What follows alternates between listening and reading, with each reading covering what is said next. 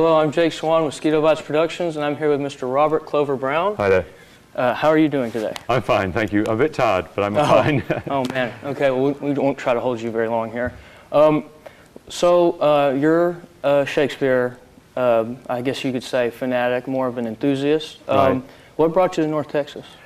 My wife. In essence, I think I met and married a Texan, and so I met her in London, but she was born in Dallas. And when we decided to make a move for family's sake, away from England, my home country, we moved to her hometown, which is Dallas, Texas. So that's why I'm here. Awesome. Well, I've heard that you do a show called The Shakespeare Man. You mind telling us a little bit what that is? Sure. Shakespeare Man, I've created myself. I write and perform as William Shakespeare. The idea is that I am the man who wrote the words, the man behind the work. So I shake the dust off his plays and his sonnets, and I try and bring the man who wrote the work to life for modern audiences, in essence. So that's what I'm doing. I'm not performing his plays in full. I'm performing little excerpts, and I'm performing as William Shakespeare, the author. It gives us a bit of an inside look as to the man, not the writer himself, but that's the idea. The man who lived in Elizabethan England, whose son died at the age of 11, who wrote 37 plays by the age of 52, and who died in 1616. Yeah. It's going to be a lot of work. He's quite an extraordinary individual. Well, he is. I do believe that he was a genius. I really yes, think definitely. He was. And I think I'm not wasting my time trying to get him across to the current generation. Definitely. So what about him first, ignited your interest? I think the way he creates his characters, I love the way that he has such in-depth thoughts about both men and women. He was the first writer in English to think about the way that women think and put them on the stage to be played by boys and young men, which is always a bit spooky for the, the men in my audience who realize that every part is played by a young man or a boy. So I think it was his characters that really engaged my interest.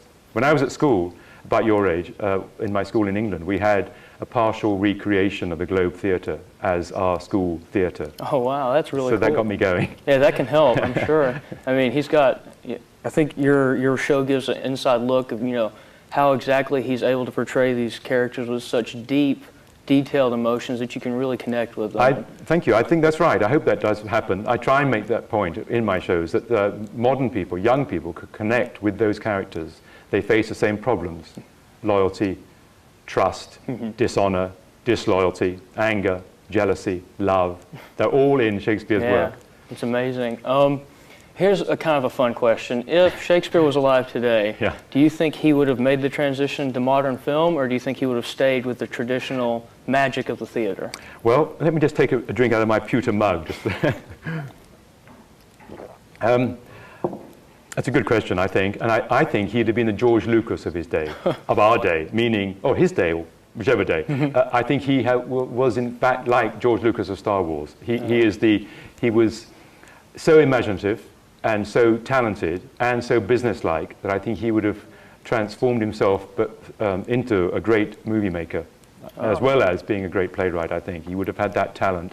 And I think he would have had the business acumen, the business skill, to be really successful in the modern world. That's my opinion, because in his own day he was a greatly successful businessman as well as a playwright and a poet and a family man.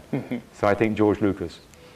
Yeah, awesome. Well, that's actually a really interesting thing. Now that I think about it, it seems more like it.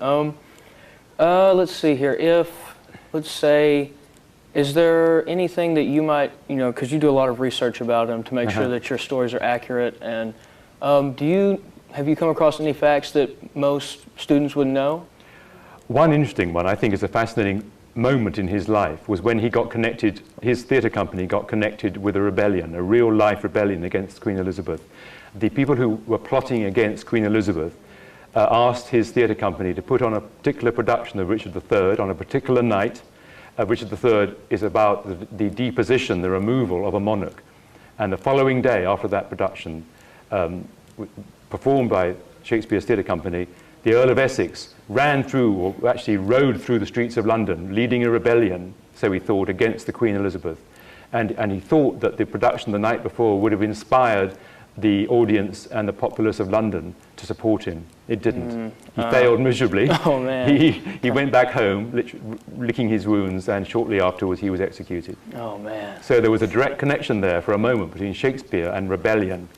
And Shakespeare's theatre company were in fact tried in a court. One of their members had to go and defend what they were doing and why they were doing it. And they said they did it because they were paid extra, and therefore they produced the play just for that purpose, and that was it. Oh, man. So Shakespeare was close to death on that occasion. Oh, man.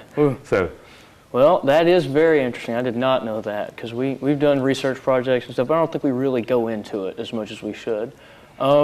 Is there anything else that you'd like to say, to the people that are watching this?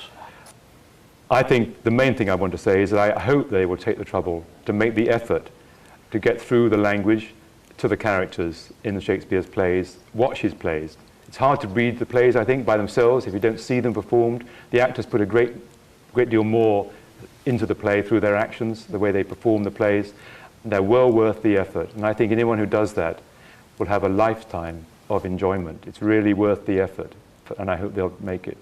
Awesome. And then finally, I have one last question. This is for myself. Do you know of any modern groups that do the Shakespeare's plays really well, that we might be able to see on DVD or on stage? I do think if you want to have one actor, I should say an actress, performing Shakespeare, find anything that Judi Dench has done.